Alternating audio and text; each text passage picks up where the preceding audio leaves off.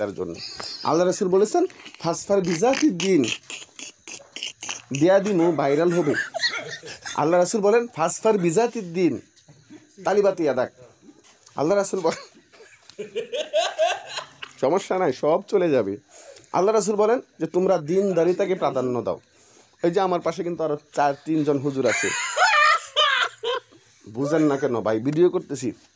আপনাদেরকে আরেকটা জিনিস বলে রাখি, এই যে আমি ভিডিও করি, ইউটিউব চ্যানেল চালাই, এটাকে নিয়ে আমার অনেকে মস্কারা ফাইজলামি এগুলো করে আর কি।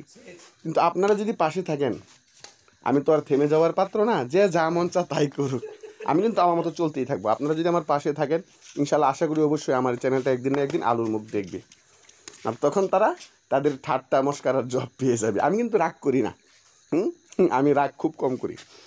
তো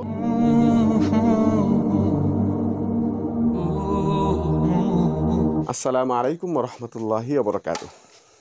সম্মানিত দর্শক, বলছিলাম আরজে কিবরিয়ার কথা, যিনি তার নিজের স্টুডিওতে বসে মানুষের সংসার ঠিক করে দেন। হারিয়ে গেছে সন্তান, হারিয়ে গেছে বৃদ্ধ মা বাবা, সন্তান এবং মা বাবার মধ্যে মিলন ঘটায় দেন, দেখা করার ব্যবস্থা করেন। অনেক সংসার তার মাধ্যমে ঠিক হয়েছে, স্বামী স্ত্রীরা সুখে সংসার করতেছে। অথচ যিনি সংসার গড়ে দেন, সেই সংসার গড়ার কারিগর, তিনি নিজেই তার সংসারে অপমানিত, তিনি নিজেই তার সংসারে নির্যাতিত। সম্মানিত দর্শক, চলেন আমরা ভিডিওটা দেখে নিই। কক্সবাজারে ঘুরতে গিয়ে হোটেল রুমে স্ত্রীর হাতে মারধরের শিকার হয়েছেন আরজে কিবরিয়া। জনপ্রিয় এই আরজে কক্সবাজার সদর থানায় স্ত্রীর বিরুদ্ধে জিডি করেছেন। কক্সবাজার পর্যটন এলাকার একটি হোটেলে এই ঘটনা ঘটে। বিস্তারিত প্রতিবেদনে।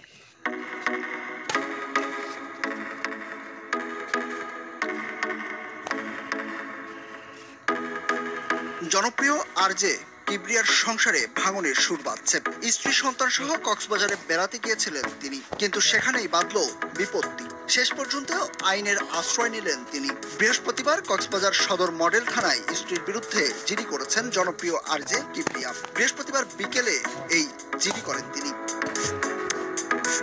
স্থানীয় সম্মানিত দর্শক, একজন স্বামী কতটা নির্যাতিত হলে তিনি তার স্ত্রীর বিরুদ্ধে জিডি করেন, কতটা স্ত্রীর দ্বারা জুলুমের শিকার হলে একজন স্বামী তার স্ত্রীর বিরুদ্ধে থানায় জিডি করতে পারেন, এই ছোট্ট বিষয়টা যদি আপনি আপনার মাথায় নেন, চিন্তা করেন, তাহলে আপনি বুঝে যাবেন যে আরজে কিবরিয়া যিনি সংসার গড়ে দেন, স্বামী স্ত্রীর মধ্যে বনিবানা করে দেন, স্বামী স্ত্রীকে মিলিয়ে দেন, বিচ্ছেদ থেকে স্বামী স্ত্রীকে একত্রিত করে দেন, সে তার ঘরে তার স্ত্রীর দ্বারা কতটা জুলুমের শিকার, কতটা নির্যাতিত, সে কতটা তার নিজের ঘরে অসহায়।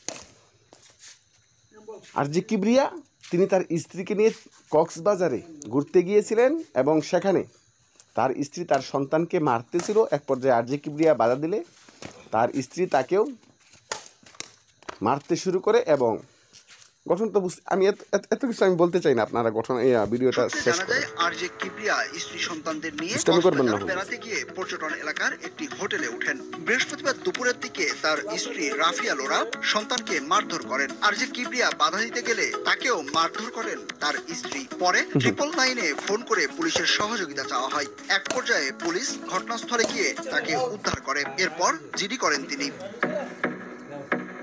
জিডির বিষয়টি দেশ টিভিকে নিশ্চিত করেছেন। যাই হোক, আমরা ভিডিওটা সম্পূর্ণ দেখব না, শুধু এতটুকুই বলতে চাই যে নারী নির্যাতন আইন দেশে আছে, কিন্তু পুরুষ নির্যাতন আইন আমাদের দেশে নাই। অধিকাংশ শিক্ষিত সমাজ, সুশীল সমাজ, তারা তাদের ঘরে স্ত্রীর দ্বারা তারা নির্যাতিত, কিন্তু তারা সেটা প্রকাশ করে না। নিষ্কৃত, নিষ্পেষিত, নির্যাতিত, অপদস্থ, অপমানিত। সম্মানিত দর্শক, আমার পাশে যারা আছে তারা কথা বলতেছে। তো আমরা নারীদেরকে শিক্ষিত করতে করতে, তাদেরকে অধিকার দিতে দিতে এখন এতটাই তারা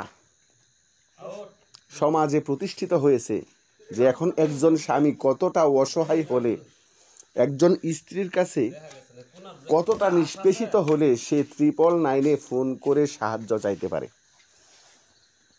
এই জন্য বলবো ইসলামের বিধানে চলে আসেন, ফিরে আসেন ইসলামের সুশীতল ছায়াতলে।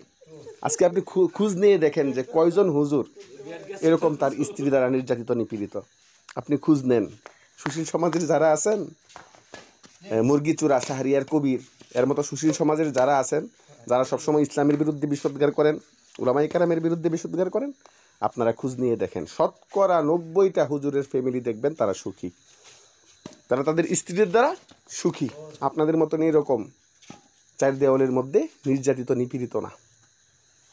আল্লাহ তাআলা আমাদেরকে সঠিক বুঝদান করেন এবং বিয়ে করার ক্ষেত্রে পাত্রী নির্বাচনের ক্ষেত্রে আল্লাহ তাআলা আমাদেরকে আল্লাহ রাসূলের সুন্নাত তরিকা অবলম্বন করার তৌফিক দান করেন।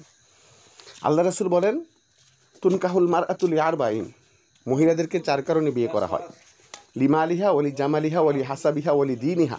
আল্লাহ রাসূল 4টা বিষয় উল্লেখ করেছেন, মালের জন্যে, সৌন্দর্যের জন্যে, বংশের জন্যে এবং দিনদারিতার জন্য। আল্লাহ রাসূল বলেছেন, ফাসফার বিজাতিদ দ্বীন, দিয়া দিনু ভাইরাল হবে।